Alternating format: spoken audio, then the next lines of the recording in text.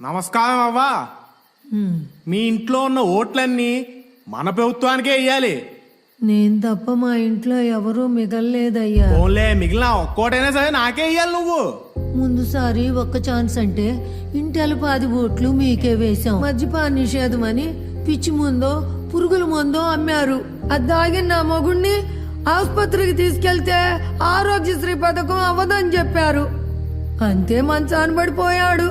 మా పెద్దోడు తాపీ పని చేసేటోడు. ఈ ప్రభుత్వం ఇసుకను ఆపేస్తే పని లేక పని కోసం పక్క రాష్ట్రానికి వెళ్ళాడు.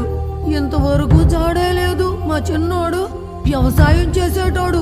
ఏ పంట వేయాలో ఈ ప్రభుత్వమే చెప్పి ధర స్థిరీకరణ అని గిట్టుబాటు ధర లేకుండా చేస్తే అప్పులు పాలై ఊరేసుకుని చచ్చిపోయాడు. అయినా కొడుకు పోతే బీమా వస్తుంది అవ్వా. బీమా బీమా అంటే నమ్మకం. నా కుటుంబం పోయిన రోజునే ఆ నమ్మకం పోయిందయ్యా. నాకు తలగొరువు పెట్టవలసిన వారి సాగునే నేను చూడవలసి వచ్చింది. ఇక డబ్బు అంటావా? ఇదిగో తీసుకొని నా పోయిన కుటుంబాన్ని నాకు ఇవ్వగలవా?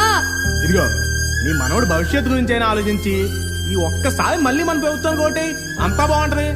ఒక్కసారి నమ్మి కోల్పోయింది చాలు.